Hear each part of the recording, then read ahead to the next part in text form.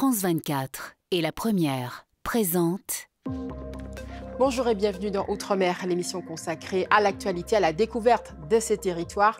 L'actualité de la semaine dans les Outre-mer est marquée par la poussée du RN aux élections européennes et la flamme olympique qui parcourt ces territoires, une première historique. À tout de suite.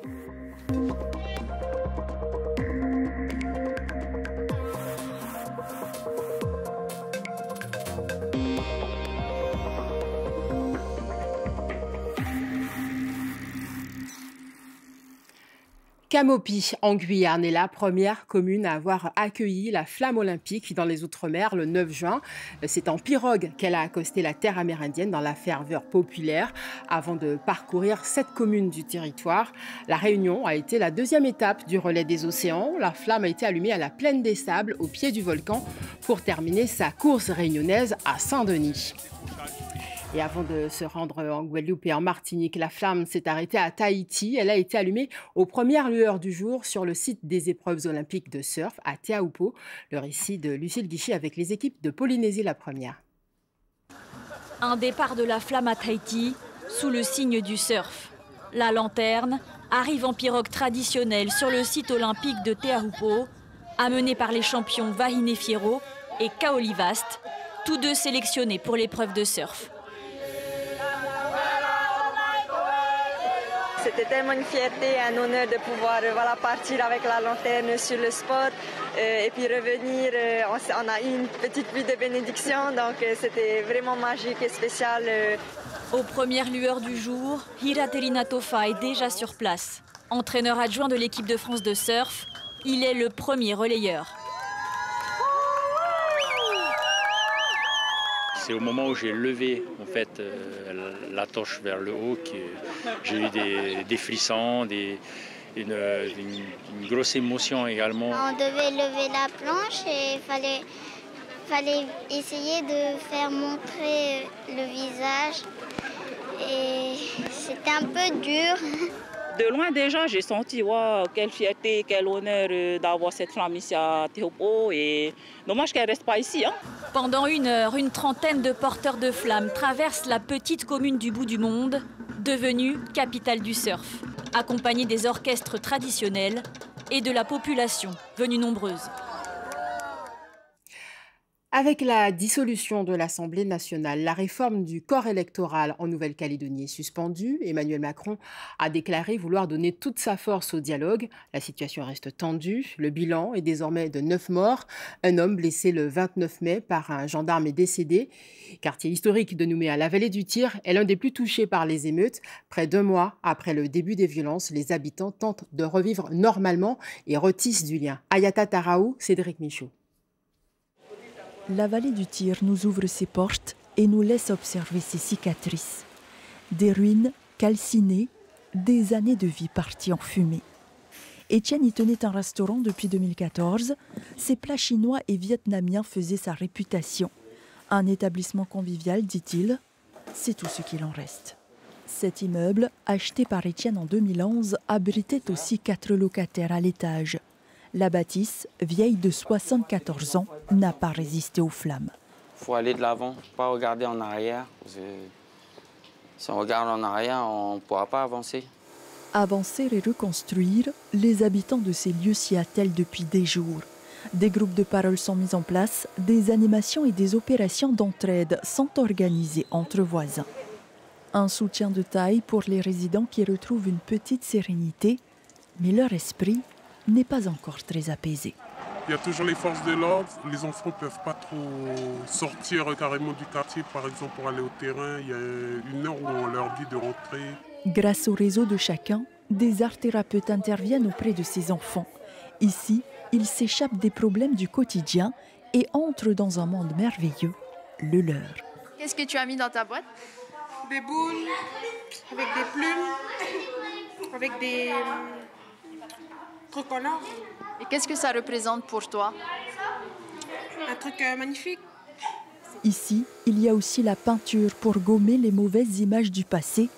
Chaque jour, la vallée du Tir cicatrise peu à peu ses blessures. Aux élections européennes, les électeurs d'outre-mer ont porté en tête la liste menée par Jordan Bardella du Rassemblement national dans 6 territoires sur 11. Une poussée extraordinaire marquée par une forte abstention, en moyenne plus de 80%. Alors quelles sont les leçons à tirer de ce scrutin européen? C'est notre dossier, signé Siti Daroussi. À l'issue du scrutin, 3 ultramarins siégeront au Parlement européen, un habitué, Younous Omarji de la Réunion pour la France insoumise, et 2 députés élus sous l'étiquette du Rassemblement national, Marilus Brasier-Klein de la Réunion et Rodi Tolassi pour la Guadeloupe. En Outre-mer, le Rassemblement national n'a jamais été aussi haut, loin d'être un épiphénomène. Le score du RN montre qu'il a désormais un ancrage solide sur l'ensemble de ses territoires. C'est à Mayotte qu'il enregistre son taux le plus fort, avec plus de 52% des suffrages. Les Antilles se sont longtemps opposées au RN. Aujourd'hui, il y réalise de très forts scores. Tout le monde juge le Front National, le RN. Il n'a jamais rien fait. On voit bien que le président actuel, on n'est pas satisfait. Donc on cherche ailleurs, on essaie de voir ailleurs, s'il n'y a pas autre chose. À choisir, essayer de voir si le Front National fait mieux.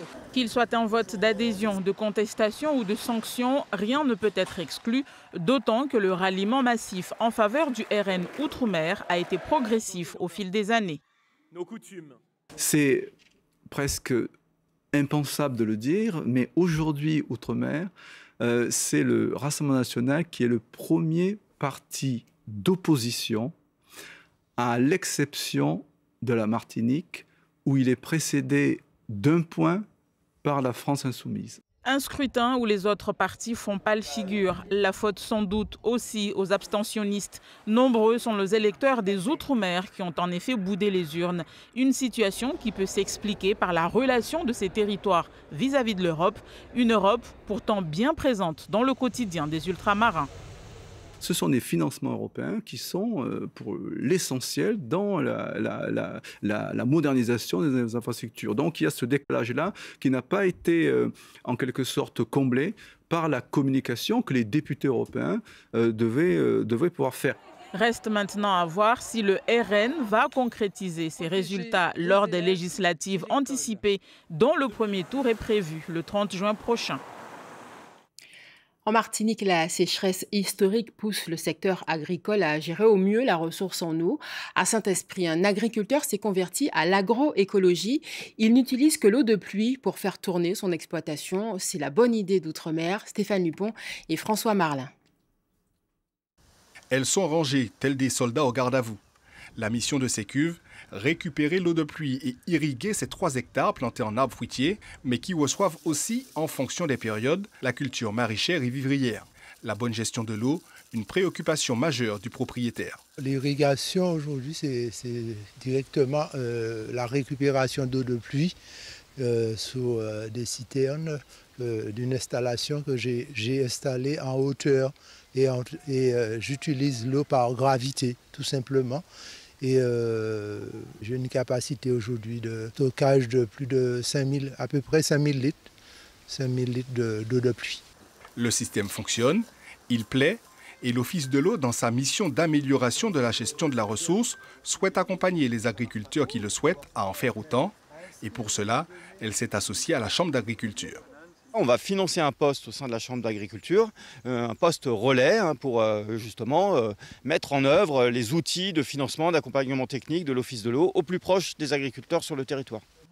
Bonne gestion de l'eau, mais aussi des espaces et élimination totale des pesticides et engrais chimiques.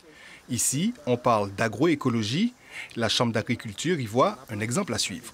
C'est arriver à utiliser ce type d'exploitation comme exploitation pilote, pour montrer aux autres producteurs qu'il est possible de faire de manière différente. 35 000 € investis, plus de 20 ans pour aboutir à ce résultat. Mais France Forose l'assure, c'est par ses efforts que passe une alimentation saine. C'est une vanille haut de gamme à la saveur très concentrée. La vanille fraîche givrée réunionnaise a fait sensation auprès des producteurs guadeloupéens. Ils ont visité l'exploitation de Louis Lechning à Saint-Philippe et ont été très impressionnés par ses performances en matière de cristallisation de la vanille. Découverte, Patrick Smith, Laurent Josse. La baguette magique, c'est ici. C'est le soleil, c'est l'humidité, c'est les arbres, c'est le compost, enfin c'est le sol. Nous voici sur les terres de Louis Letnic. Dans cette forêt à Bazoilé, il reçoit sous les fils à eau des producteurs comme lui, de vanille, venus spécialement de Guadeloupe pour profiter de l'expérience de ce passionné qui, depuis plus de 35 ans, fait de la production, mais aussi et surtout de la recherche. Mais les trésors se trouvent plutôt dans son atelier de production. Dans ses coffres se cache notamment la fameuse vanille fraîche cristallisée. Déjà, faire une vanille fraîche qui est stable, qui ne pourrit pas, qui n'a pas de champignons, etc., déjà c'est difficile. Mais arriver à la faire givrer et avec des cristaux aussi clairs, aussi nets, c'est du jamais vu. En Guadeloupe, on a à un moment cessé la production de la vanille. La Réunion a donc une longueur d'avance. Parce que la fierté d'une personne qui sont ici producteurs, transformateurs, c'est de faire soi-même et de découvrir soi-même. Donc voir qu'il y a ça possible. Et ensuite, c'est son expérience aboutit sur quelque chose. Si on donne la recette facile, eh ben ça ne vaut pas rien pour eux.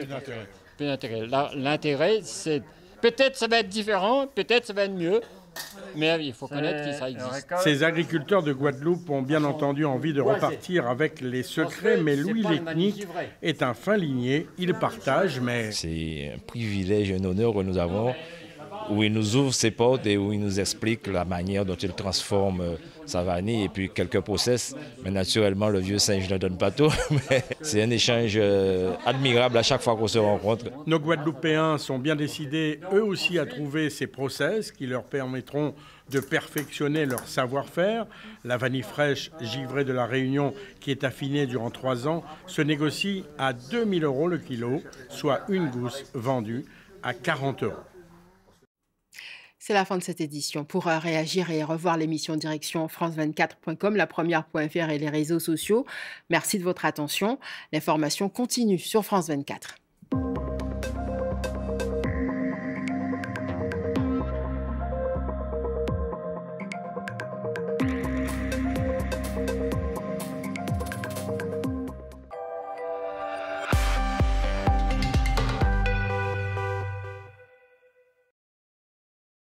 RFI et France 24 présentent. Cette année, la grande finale du Challenge Up Afrique s'est déroulée à l'Institut français de Côte d'Ivoire. L'occasion de convier nos partenaires pour un moment d'échange autour des solutions numériques au service des énergies vertes, thématique de cette 8e édition. C'est durant l'enregistrement de l'émission RFI C'est pas du vent spécial Challenge Up Afrique que le grand vainqueur du concours a été désigné. Bonjour Abidjan! J'ai la joie et l'honneur de remettre le prix Challenge Up Afrique de la 8e édition à Divin Kouébatoukar. Félicitations. C'est donc la Green Box. Bravo Divin Kouébatoukar, votre réaction, on est ravis pour vous. Merci beaucoup, je suis ému. Le prix Coup de cœur Digital Energy Facility a également été remis à Nora Monet pour son projet Green Aid. Bravo. Une finale mémorable qui sonne la fin de cette 8e édition, rendue possible par la qualité des projets reçus et l'implication de notre jury d'experts et de nos partenaires.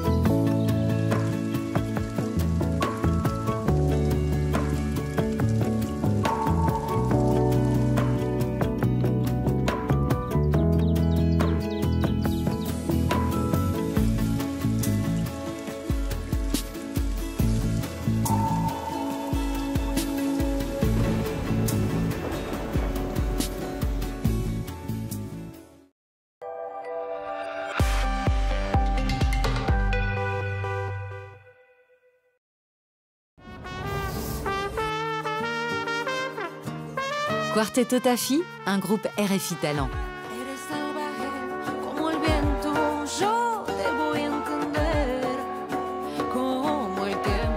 Découvrez RS Salvaje, le nouveau clip du quartet franco-argentin avec Dr Chill en invité.